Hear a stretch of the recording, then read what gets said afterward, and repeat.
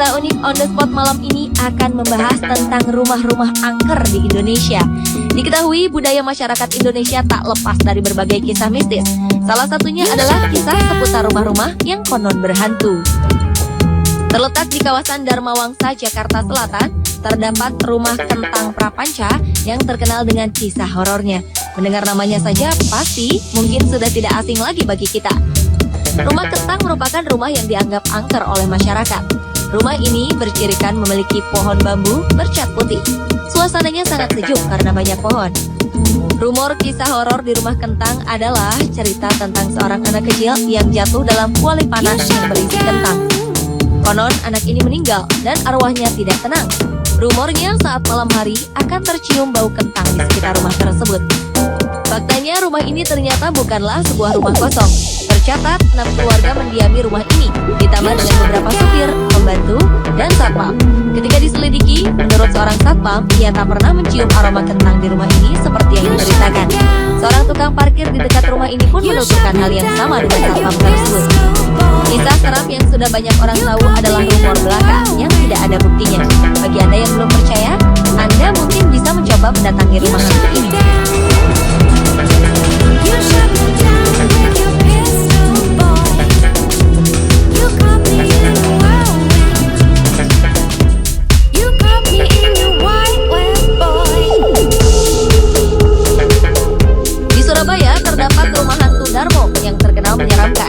Konon, menurut masyarakat setempat, rumah kosong ini dihuni makhluk gaib.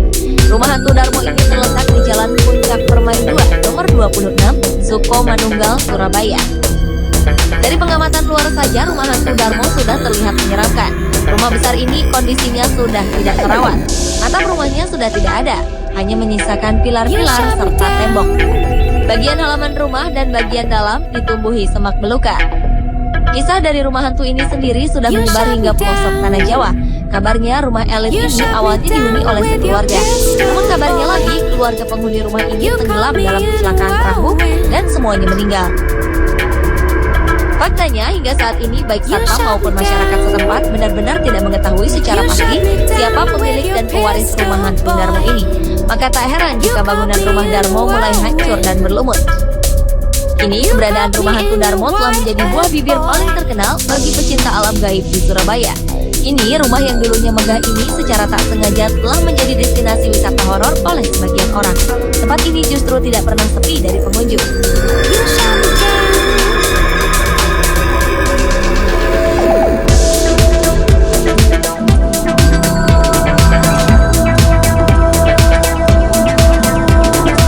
Beralih ke Bandung. Di Bandung terdapat sebuah rumah di Jalan Bahu Reksa nomor 15. Ya, ini adalah rumah ambulans. Rumah yang menginspirasi sebuah film layar lebar bergenre horor. Terdapat berbagai versi cerita mengenai mobil ambulans yang terparkir di halaman rumah. Salah satu ceritanya ialah keberadaan sebuah keluarga yang mengalami kecelakaan hingga semua penghuninya meninggal dunia. Seluruh anggota keluarga ini kemudian dibawa oleh ambulans dari lokasi kecelakaan ke rumah sakit. Namun keesokan harinya, konon ambulans ini secara misterius terparkir di rumah korban kecelakaan. Ketika dikembalikan ke rumah sakit, mobil ini kembali datang ke rumah korban. Hal ini dikabarkan terjadi berkali-kali, hingga akhirnya dibiarkan terparkir di rumah. Faktanya, mobil ini pernah menjadi ambulans milik Rumah Sakit Boromeus Bandung. Konon, mesin mobil ini sering menyala dengan sendirinya di malam hari hingga mengganggu masyarakat sekitar. Rumor beredar mobil ini kerap berjalan mengelilingi kota Bandung pada malam hari. Kini rumah ini telah digunakan sebagai distro dan mobil ambulans tersebut masih dibiarkan tetap berada di situ. Mungkin hal ini dilakukan untuk menarik orang yang akan berkunjung ke distro itu.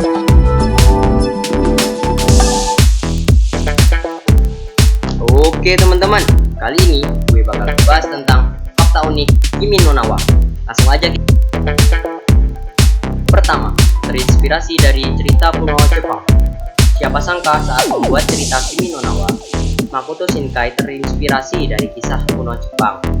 Tepatnya cerita Tori Kabeya Monogatari di abad ke-12. Pada saat itu, terdapat seorang anak laki-laki yang dibesarkan sebagai perempuan dan begitu pun sebaliknya. Makoto juga menggabungkan kisah Tenkusei yang menceritakan tentang remaja lelaki dan perempuan yang saling bertukar tubuh ketika Kedua, plot bertukar tubuh. Kimi no Na wa mengetengahkan kisah Taki yang tinggal di Tokyo dan Mitsuha yang berada di sebuah desa terpencil. Cerita pun semakin rumit sebab ketika tertidur, kadang tubuh mereka tertukar serta membuat kehidupan mereka menjadi kacau. Taki yang penasaran dengan fenomena aneh yang menimpanya, kemudian bertekad mencari tempat tinggal Mitsuha dan menemukan fakta yang tidak pernah ia pikirkan sebelumnya. Meskipun tak disebutkan di dalam film, plot bertukar tubuh ini sebenarnya merupakan kemauan dari dua tokoh utama yang sering berfantasi dan berkeinginan hidup menjadi orang lain. Hal tersebut dijelaskan pada novelnya. 3. Menggambarkan dilema yang dialami remaja masa kini. Fakta Kimi no Na wa selanjutnya adalah film ini benar-benar menginterpretasi tingkah remaja masa kini. Pelabelan yang ditunjukkan oleh Taki dan Mitsuha menggambarkan bagaimana anak-anak remaja dalam menemukan jati diri yang sebenarnya. Bukan tak mungkin jika salah satu mengambil keputusan, mereka akan jatuh dalam bayang-bayang masalah di masa depan. Itu juga yang dialami oleh Taki dan Mitsuha. Dalam pencarian jati diri yang didapatkan lewat tertukarnya sebuah tubuh mereka ketika tidur. Keempat, setting tempat yang benar-benar ada. Makoto Shinkai tak sembarangan dalam menciptakan tempat yang ada di dalam film Kimi no Na wa. Pasalnya, beberapa tempat di dalam film tersebut ternyata diambil dari tempat-tempat yang benar ada di dunia nyata.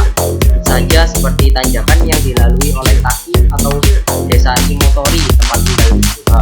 Bahkan daunnya pun benar-benar mirip dengan apa yang ada di sini. Wow.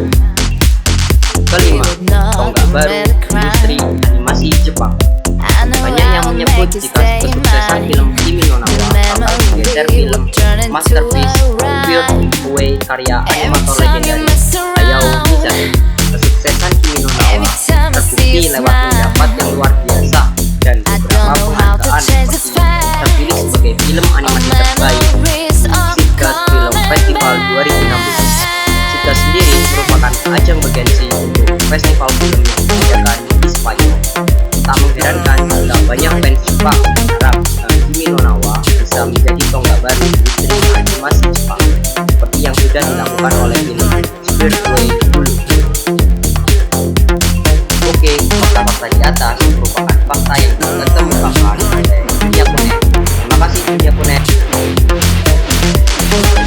Oke teman-teman, sampai kali dulu. Terima kasih sudah nonton video gue kali ini. Dan jangan lupa tontonin episode selanjutnya.